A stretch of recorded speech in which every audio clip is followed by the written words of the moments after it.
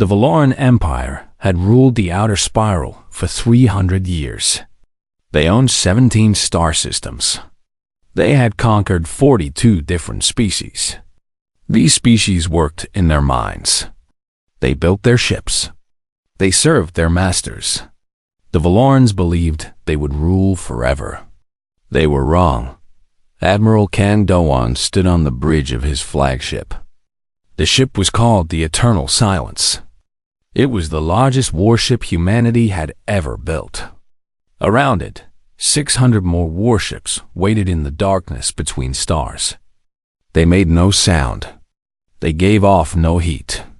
They were invisible to every sensor in the galaxy. Dawan was an old man now. His hair had turned gray. His face showed the lines of 50 years of waiting. 50 years of planning. 50 years of hate that had turned cold and patient. "Status report," he said. His voice was calm. Commander Park Yuna stood at her console. She was young, but her eyes were hard. She had grown up on stories of what the Valorans had done. Every human child knew those stories. "All ships confirm ready, Admiral.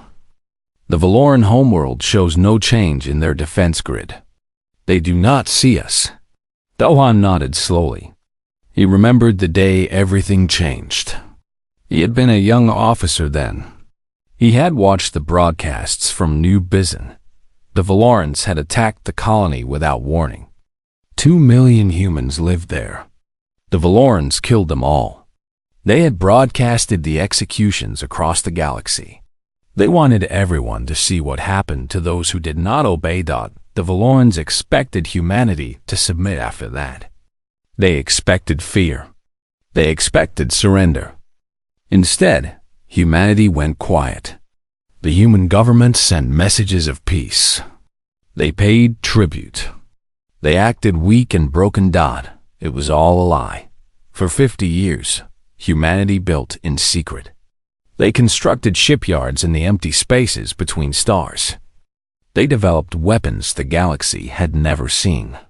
They trained soldiers for a war that would come on their terms, not the enemy's terms. The Valorans never suspected. Why would they? They had conquered dozens of species. All of them had broken quickly. All of them had accepted their place as slaves. Humans seemed no different. "Open a channel to Fleet Command," Dohan ordered. "Tell Admiral Choi that Third Fleet is in position. We are ready." The message went out through hidden relay stations. It traveled faster than light, through networks the Valorans did not know existed. Across the galaxy, 11 other fleets waited in similar positions. 12 strike forces. 12 critical targets.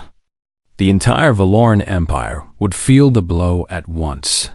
On the Valoran throne world of Keth Prime, High Sovereign Maldoy sat in his palace. The building was made of white stone that glowed in the light of 3 suns. Slaves from a dozen worlds served his every need. He was the most powerful being in the known galaxy. He feared nothing. His advisors brought him reports from across the empire. Mining output was up. The new slave populations from the Thralky worlds were working well. The human territories remained quiet and obedient. "The humans," Maldoy said. "They have been very quiet lately." His military commander, a tall Valoran with golden scales, nodded. "They have learned their place, my sovereign. The lesson of New Bizin taught them well. They sent their tribute on time. They caused no trouble." Maldoy smiled. His teeth were sharp and white. "Good. I was beginning to think we might need to teach them another lesson. But it seems they understand now." He turned his attention to other matters. There were always rebellions to crush. Always new worlds to conquer. Always more slaves to acquire. The humans were a solved problem. They were broken. They were harmless. Far away, in the darkness between stars, Admiral Doan received the signal he had waited 50 years to hear. "All fleets report ready," Yuna announced. "Fleet Command has authorized the operation." Doan stood straighter. Around him, his bridge crew tensed. They had trained for this moment their entire lives. Some of them had parents who died on New Bizen. Some had grandparents who remembered the old days before the Valorans came. "Send the order to all ships," the one said. "We move in 1 hour. Tell them to remember New Bizen. Tell them to remember why we fight." The message spread through the fleet. On every ship, humans prepared for battle. They checked their weapons. They powered up their engines. They said prayers to whatever gods they believed in. In the medical bay of the eternal silence, Dr. Beek Jesu prepared her teams for the casualties that would come. She was a small woman with gentle hands, but her heart was filled with cold purpose. Her grandmother had died on New Bizen. She had been only a child, but she still remembered the broadcasts. On the flight deck, Lieutenant Han Minho climbed into his strike craft. He was the best pilot in the fleet. He had spent 10 years training for this day. His hands did not shake as he ran through his checks. In the engine room, Chief Engineer Choi Yoonji monitored the power cores. The engines were running at perfect efficiency. They were ready to unleash hell. Admiral Do-hwan looked out at the stars. Somewhere out there, the Valorans slept peacefully. They believed they were safe. They believed they were masters of the galaxy. They believed humans were weak and broken. In 1 hour, they would learn the truth. 50 years, Do-hwan said quietly. Only Yuna heard him, sir. 50 years we have waited. 50 years we have prepared. 50 years we have pretended to be slaves. He turned to face his crew. His eyes burned with cold fire. Tonight, we show the galaxy what humanity really is. The countdown began. Across the fleet, 600 ships powered up their weapons. They moved forward through the darkness, silent as death itself. The Valoran Empire had 17 star systems. They had millions of soldiers. They had thousands of warships. They had ruled for 300 years. None of it would save them. Humanity was coming. And humanity remembered everything. The attack began at exactly the same moment across 12 star systems. The Valorans had no warning. One moment, their space was empty and safe. The next moment, human warships appeared everywhere. On Keth Prime, the Valoran homeworld, alarms screamed through the night. Defense commanders scrambled to their stations. They stared at their screens in disbelief. Hundreds of enemy ships filled their sensors. The ships were huge. The ships were armed with weapons the Valorans had never seen before. Where did they come from? Screamed the orbital defense commander. How did they get so close? No one had an answer. Admiral Do-hwan stood on his bridge and watched the battle unfold. The Valoran defense platforms were the strongest in the galaxy. They had never been tested in real combat. The Valorans had never faced an enemy worth fighting. "First wave launch," Do-hwan ordered calmly. Thousands of missiles streaked toward the orbital platforms. These were not ordinary missiles. Human scientists had spent 50 years making them. They were faster than anything the Valorans had. They were smarter. They could not be stopped. The platforms exploded one by one. Great balls of fire bloomed in the darkness above Keth Prime. The Valoran crews died before they could even fire back. Lieutenant Han Minho flew his strike craft through the chaos. Fire surrounded him on all sides. Debris from destroyed platforms tumbled past his cockpit. He did not flinch. He had trained for this. He had dreamed of this. "Strike Wing 3, follow me," he called to his pilots. We hit the communication arrays. Cut off their ability to call for help. His wing of fighters dove toward the planet. Valoran interceptors rose to meet them. The enemy pilots were good. They had trained their whole lives. But they had never faced pilots like Minho and his people. Human pilots were different. Humans came from a world where they had spent all of history fighting each other.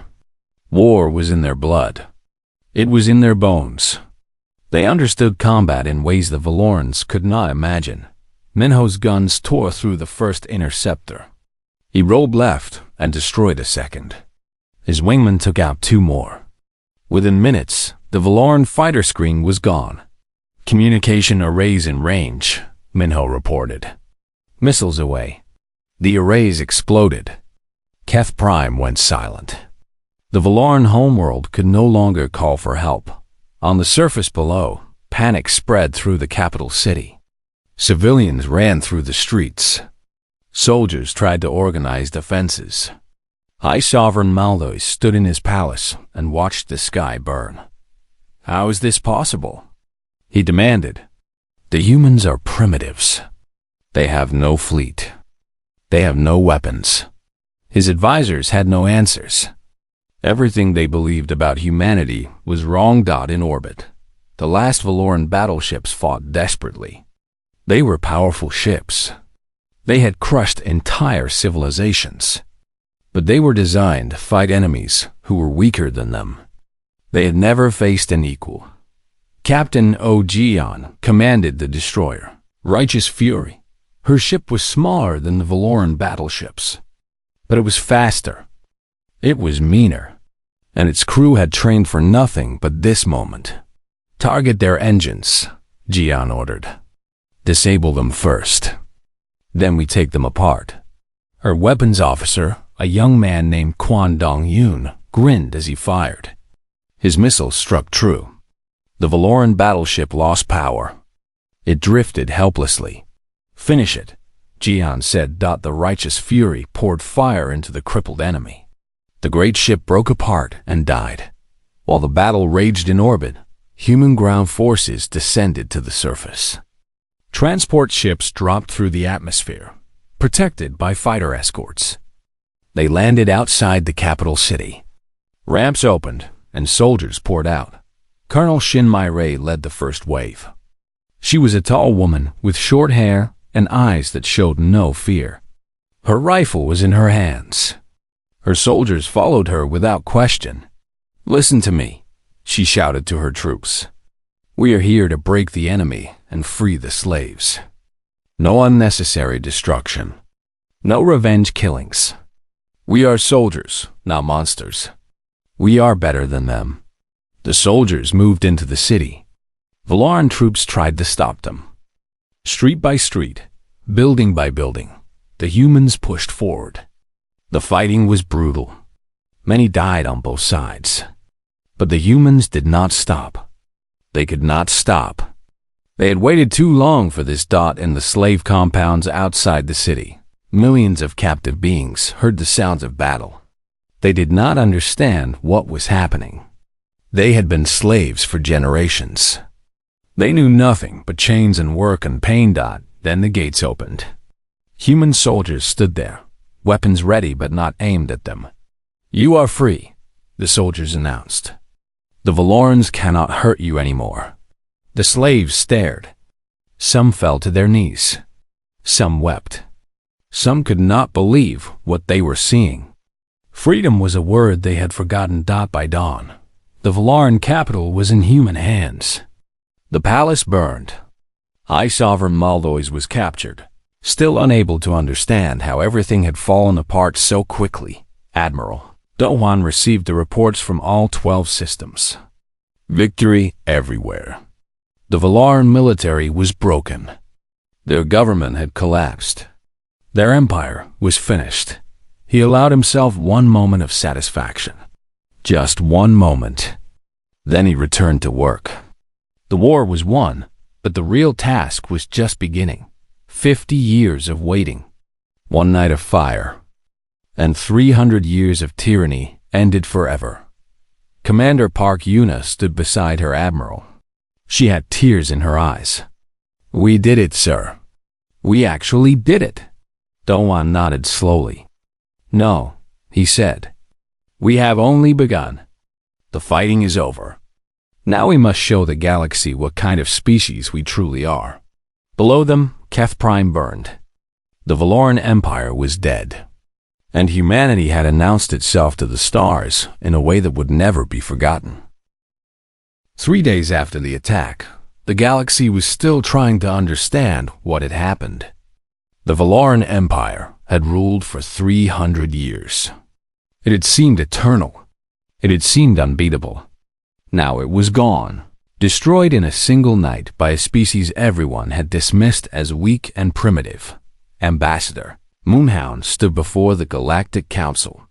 This was the place where all the free species of the galaxy met to discuss matters of importance. The Valorans had never joined. They had considered themselves above such things. Now their empire was ash, and a human stood where they had refused to stand. Helm was a small woman with gray hair and calm eyes. She had spent her whole life preparing for this moment. She had studied every species, learned every custom, practiced every form of diplomacy. Now she would speak for all of humanity. "The Valoran Empire has fallen," she announced. Her voice was steady and clear. "Their military is destroyed. Their leaders have surrendered. We are liberating their slave populations as I speak." The council chamber erupted in noise. 100 different species talked at once. Some shouted. Some wept. Some sat in stunned silence. For many of them, the Valorans had been the greatest threat in the galaxy. For others, the Valorans had been the ones who conquered their ancestors. A Threlki ambassador rose from his seat. His people were insect-like, with many eyes and clicking mandibles. The Valorans had conquered them 300 years ago. Generations of Threlki had been born into slavery and died without ever knowing freedom. How? The Threlki asked. His voice shook. "How did you do this?" "We believed them invincible." Hound smiled softly. They believed themselves invincible. That was their first mistake. Their second mistake was hurting us and thinking we would simply accept it. Back on Keth Prime, Admiral Dowan walked through the ruins of the Valoran Senate. This building had once been the center of an empire. Laws had been made here that condemned billions to slavery. Orders had been given here that destroyed entire worlds. Now it was empty and broken. Human soldiers patrolled its halls. Engineers worked to restore power to the city. Medical teams set up hospitals for the wounded. Dr. Beek Jisu met the Admiral in what had been the main chamber. She looked tired. She had not slept in 3 days. Too many wounded. Too many freed slaves who needed care. Too much work to do. "The slave camps," she reported. "We've opened all of them on this continent. Over 200 million beings were held here. Many are sick. Many are injured. All are traumatized." Dohan nodded heavily. "What do they need?" "Everything. Food, medicine, shelter. But most of all, they need to know this is real. Many cannot believe they are actually free. They think it is a trick." The Admiral understood. If you have been a slave your entire life, freedom is hard to believe. If your parents were slaves, and their parents before them, the idea of choice is almost impossible to understand. "Show them it is real," Dohan said. "Show them through our actions." Throughout the former empire, similar scenes played out. Human soldiers opened slave camps and announced freedom. Human doctors treated the sick and wounded. Human engineers repaired broken infrastructure. Human ships delivered food and supplies to worlds that had known only exploitation. Colonel Shin Mai-Rei led her troops through the industrial districts of the capital. The factories here had run on slave labor. Thousands of beings had worked here until they died, then were replaced by new slaves. Now those factories stood silent. The former slaves gathered in the courtyards, unsure what to do. They had never made a decision for themselves. They had never had a choice about anything. Mai-Rei approached a group of Threlki workers. They cowered when they saw her uniform. They expected punishment. They expected pain. "Please," one of them begged. "We will work. We will do whatever you say. Please do not hurt us." Mai-Rei felt her heart break. She knelt down so she was at eye level with the Threlki. She spoke gently. No one will hurt you. No one will force you to work. You are free now. Do you understand? Free. The Threlki stared at her with all of its eyes. Free, it repeated. The word seemed strange in its mouth. What does that mean? It was a question that would take years to answer fully. Freedom was not just the absence of chains. Freedom was learning to think for yourself. Freedom was making choices. Freedom was building a life that belonged to you. At the Galactic Council, the debates continued for days. Many species had questions. Many had fears. If humanity could destroy the Valorans so easily, what would stop them from conquering everyone else? Ambassador Hound addressed these fears directly. We did not fight for empire. We fought for justice. The Valorans killed 2 million of our people on New Bizin. They tried to make us slaves. We refused. A representative from a species called the North spoke up. But now you are the strongest power in the galaxy. What will you do with that strength? Hound paused before answering. She thought of her daughter, who served on one of the warships. She thought of her parents, who had lived their whole lives under the shadow of Valoran power. She thought of the 2 million dead on New Bizan, whose names were carved into memorial walls on every human world.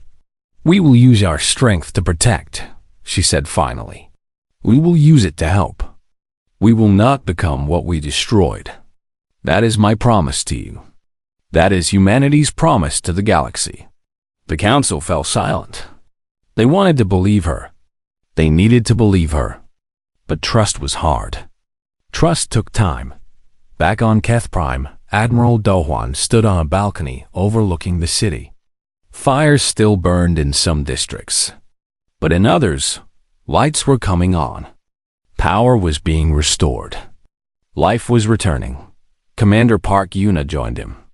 Sir, we are receiving messages from across the galaxy. Species we have never met are asking to make contact. They want to know if it is true. They want to know if the Valorans are really gone. Dawan looked up at the stars. Tell them yes. Tell them the Empire is dead. Tell them a new day has begun. The messages went out across the light years. And slowly, carefully, the galaxy began to believe that everything had changed.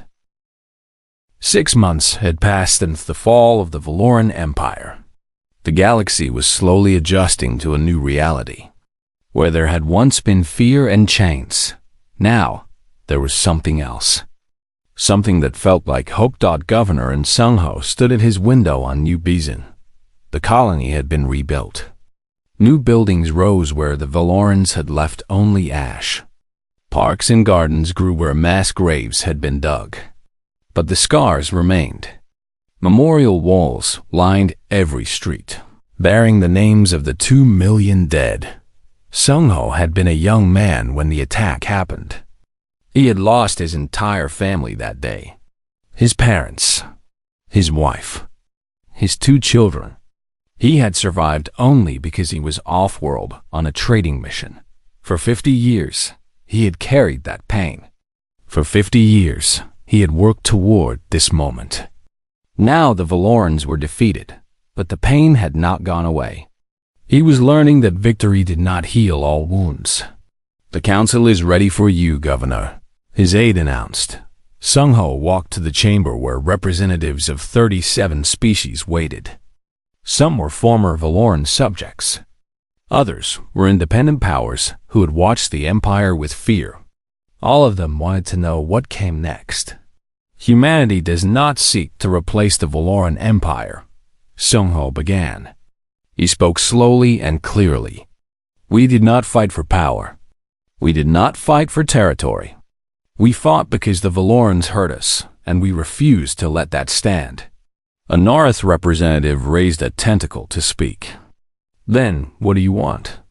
Every powerful species wants something. Sungho thought for a long moment. We want peace. We want the beings who were enslaved to have the chance to build their own futures. We want a galaxy where no one has to fear being conquered and chained. Pretty words, the North said. But your fleets are still in our space. Your soldiers occupy a dozen worlds. Our soldiers are feeding the hungry and healing the sick. Our fleets protect shipping lanes from pirates. When the former slave populations are stable and can govern themselves, we will leave. The North made a sound that might have been laughter. I will believe that when I see it. On a distant world called Thrall, the Thralki homeworld, Lieutenant Han Minho helped oversee the dismantling of a Valoran mining operation. This facility had worked slaves to death for 200 years. Thousands had entered its gates. None had left alive. Now those same gates stood open. Former slaves walked out into the sunlight. Many of them had never seen their home sky. They had been born underground, in the mines, and had expected to die there. A young Thralki female approached Minho. She was small, her shell still soft with youth. Her many eyes watched him with curiosity rather than fear. "You are human," she said. Her common language was broken but understandable. "Yes," Minho said. He crouched down to her level. "Why did you come? Why did you fight for us?" Minho remembered his grandfather, who had died on New Bizen. He remembered his mother's stories about what the Valorans had done. He remembered all the years of training, all the sacrifices, all the waiting. "Because someone had to," he said. "Because what was happening to you was wrong. And because we know what it feels like to be hurt by those who think they are stronger." The young Thralki considered this. "Will you stay? Will you protect us?" "For now, until you can protect yourselves. Then we will leave, and this world will belong to you. Promise?" Minho smiled. "Promise." At the Galactic Council, Ambassador Moonhound worked endlessly. Every day brought new challenges. Former Valoran subjects needed help rebuilding their societies. Trade routes needed to be established. Disputes needed to be settled. Some species wanted revenge against the Valorans. They wanted the conquered to become the conquerors. They wanted blood. "The Valoran civilians are not our enemies," Hound argued. "Their soldiers have been defeated. Their leaders are in custody." The ordinary people were also victims of that empire, shaped by a system they did not create. They cheered when New Bizen burned, someone shouted. "Some of them did," Hound acknowledged. "And some of them hid slaves in their homes and helped them escape. We cannot judge an entire species by its worst members. If we do that, we become what we fought against." The debates continued. There were no easy answers. Justice and mercy pulled in different directions. Anger and wisdom fought for control. On Keth Prime, Admiral Dohwan walked through a refugee camp. Thousands of beings lived here, former slaves who had nowhere else to go. Human soldiers distributed food and medicine. Human teachers set up schools for children who had never learned to read. Colonel Shin Mireille walked beside him. She had lost many soldiers in the ground campaign. Good people who had died to free strangers. Sometimes she wondered if it was worth it. "Sir," she said, "the men are asking questions. They want to know when we go home." Dohwan understood. His soldiers had trained for war. They had not trained for this. Building was harder than destroying. Helping was harder than fighting. "Tell them the truth," Dohwan said. "Tell them we go home when the job is done. When these people can stand on their own. When we can leave knowing we did not make things worse. And if that takes years, then it takes years. We did not come this far to do half the work." That night, Dohwan sat alone in his quarters. He was tired. His bones ached. The war had taken everything from him. He had given his youth, his health, his chances for a normal life. All for this moment. Was it worth it? He looked at the reports on his desk. Food distribution was up. Disease rates were down. Former slaves were beginning to form governments. Schools were opening. Factories were being converted from slave labor to fair work. Yes, it was worth it. Not because of victory, not because of revenge, but because somewhere out there, a young Thralky girl was seeing sunlight for the first time. Somewhere, a family was reunited after generations apart. Somewhere, a being who had been told they were worthless was learning that they mattered. That was worth everything. The galaxy was still broken. The scars of 300 years would not heal quickly. But for the first time in a very long time, there was hope. And humanity would be there to nurture that hope for as long as it took. 1 year after the fall of the Valoran Empire, the galaxy gathered to witness something new. Representatives from over 100 species came to a space station built in neutral territory. They came to sign a treaty that would shape the future. Admiral Choi Sun-hee stood at the center of the great assembly hall. She was the supreme commander of all human fleets. She had led the operation that broke the Valorans. Now she would speak for humanity at this historic moment. "We came as liberators," she announced. Her voice carried across the vast chamber. "We will not become what we destroyed. Humanity does not seek to rule the galaxy. We seek to protect it." The Federation Treaty was signed that day. 112 species agreed to work together. They would trade fairly. They would settle disputes peacefully. They would defend each other against aggression. Humanity took on a special role. Their fleets would patrol the space lanes. Their soldiers would train others in defense. Their technology would be shared freely. But they would not rule. They would not command. They would serve. Some species did not believe it would last. "Power corrupts," they said.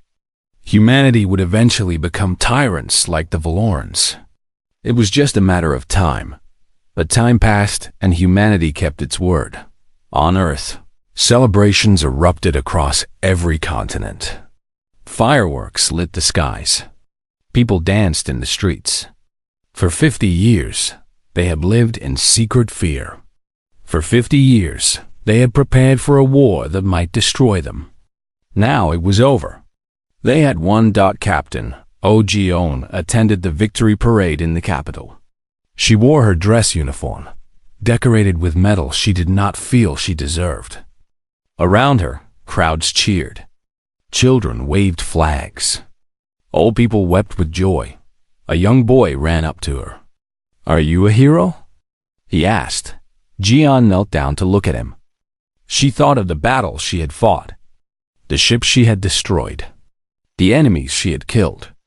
She thought of the friends she had lost, the nights she could not sleep, the faces that haunted her dreams.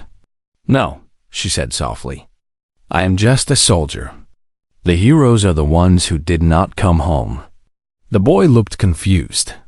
He was too young to understand. Jean hoped he would never have to understand. On New Bizen, Captain No Taeun stood at the memorial wall. He had come here every year since the massacre. He knew many of the names carved into the stone. His parents, his sister, his childhood friends. 2 million names, and he had known so many of them. His daughter stood beside him. She was 20 years old now. She had never known the people on this wall, but she carried their memory. "Father," she asked, "was it worth it?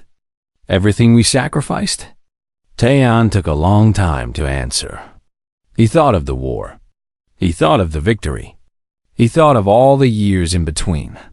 He thought of the freed slaves and the rebuilt worlds and the hope that was spreading across the galaxy. "Yes," he said finally. "It was worth everything." His daughter put her hand on his shoulder. They stood together in silence, honoring the dead. Across the galaxy, human patrol ships maintained their vigil. They protected trade routes. They responded to distress calls. They showed the flag in distant systems where beings had never seen a human before. Other empires watched carefully. Some had been allies of the Valorans. Some had committed their own atrocities against weaker species. They looked at what happened to the Valoran Empire, and they reconsidered their actions. The message was clear. Humanity was watching. Humanity remembered. And humanity would act if necessary. Admiral Do Hwan retired to a small house on a quiet colony world.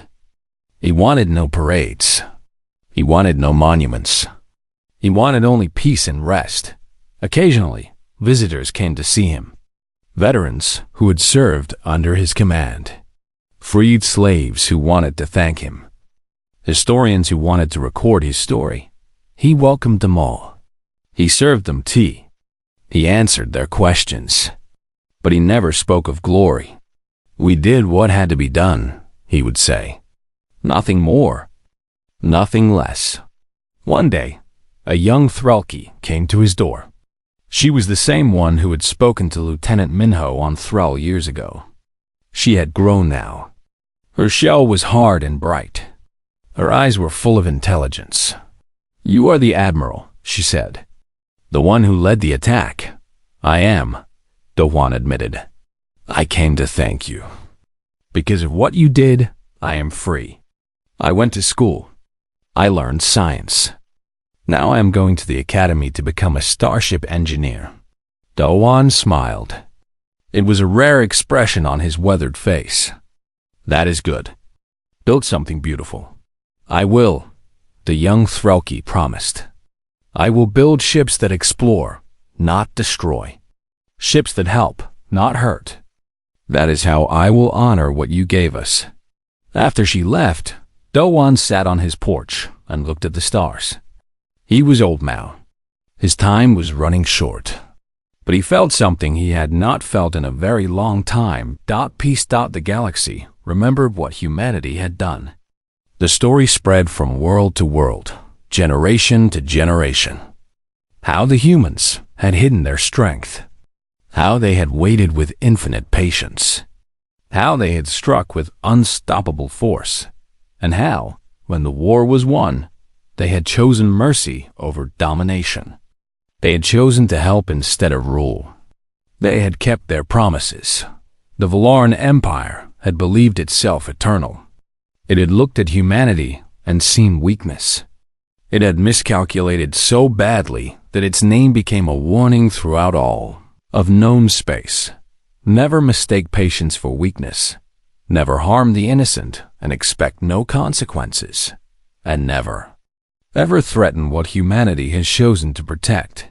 The stars remembered in schools across the galaxy. Children learned the story. Threlki children. North children. Human children. Children of 100 species. They learned about tyranny and how it fell. They learned about courage and sacrifice. They learned that even the mightiest empire could be brought down by those it had wronged. Most importantly, they learned about hope. They learned that things could get better. They learned that justice was possible, even when it seemed impossible. The Valoran Empire was gone forever. But what rose in its place would last much longer. A community of free species, working together, protecting each other, building a future together. And at the heart of it all, humanity stood guard.